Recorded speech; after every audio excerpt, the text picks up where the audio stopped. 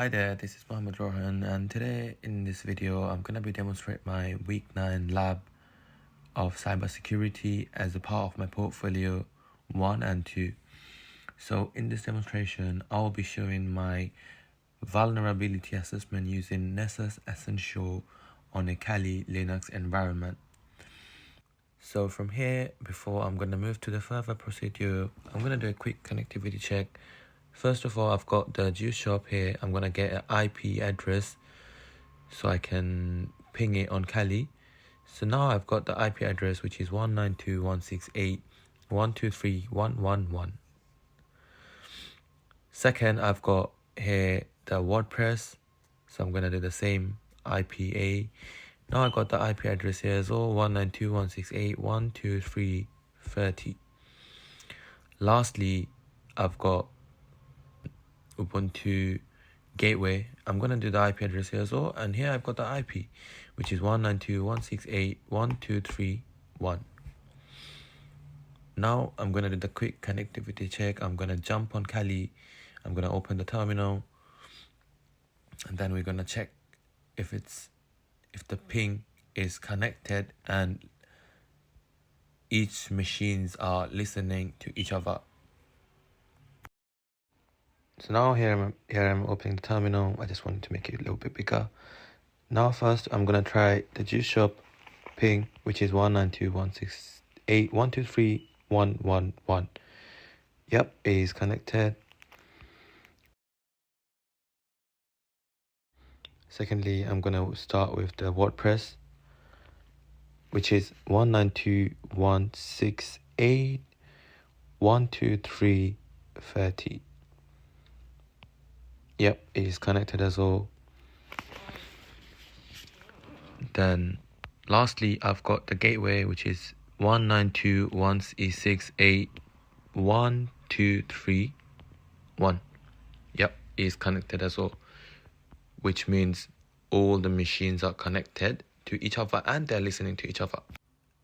As I've done the lab task already, now I'm going to jump to the download directory where the Nessus package is stored. So here, CD downloads. Here where it downloads LS, and yep, now I can see where is my Nessus package is stored. Now I'm going to install Nessus using the Debian package manager. So for that, I'm going to run sudo dpkgi nessus star.deb.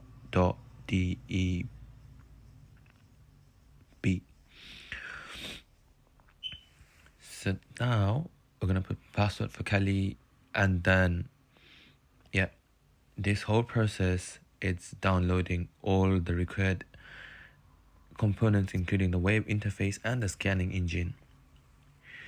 So after this installation, I'm going to start to the Nessus service. Let's get into it.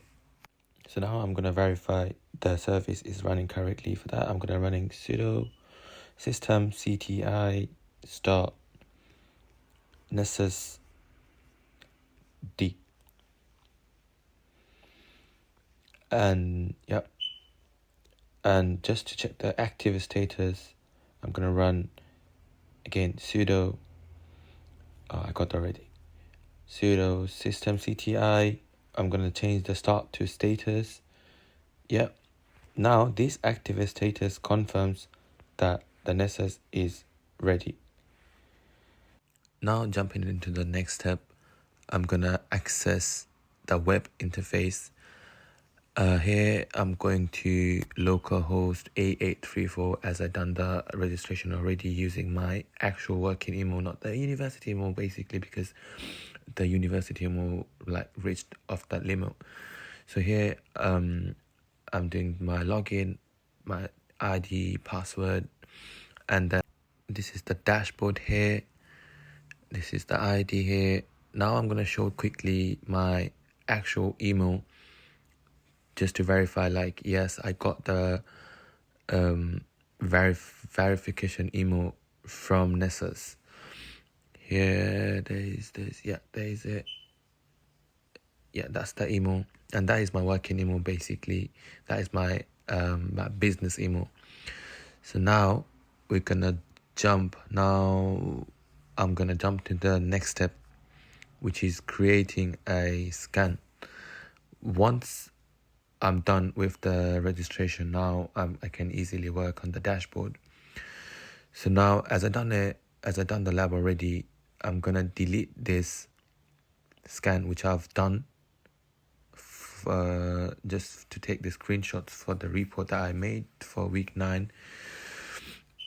So yeah, now I'm gonna delete the scan from here, and then I'm gonna start a new scan using the basic scan network template. Here I'm gonna name it vulnerability testing. And then in the target field, I'm gonna write 3 IP addresses. First of all, I'm going for the MSC WordPress, and then here going for the juice shop, and finally after is the MSC gateway. After putting all the target, I'm gonna save it quickly. I'm gonna launch the scan from here. So now once it's scanning, Nessus performs like host discovery, port scanning, service detection, and the vulnerability analysis. And this process take a long time depending on the network and the plugin checks. So first time when I tried it took me like 15 minutes more or less. So now I'm gonna fast forward the video. Now I can see the scanning is done. So now I'm gonna jump into the testing, and I can see all 3 hosts have findings mainly, which is like informational and low severity. Now I'm gonna open one host for like deeper analysis. After opening this host, it's showing all the findings by its level. So now I'm gonna open a specific one of the specific vulnerability, which is ICMP timestamp rigorous remote date disclosure. This is a classified low severity issue. It allows attackers to gather time-related information, which can support like reconnaissance or any kind of analysis. And this vulnerability demonstrates how even low vulnerabilities can contribute to a large attack strategy. One important observation I want to add on is that the scan shows the authentication fail. This does not mean the scan failed. It means it was unauthenticated. So Nessus only analyzed external exposure, not any internal system configurations. In a real-world scenario, unauthenticated scanning would provide deeper insights into a patch level and system vulnerabilities. So now, last but not the least, just to conclusion the lab.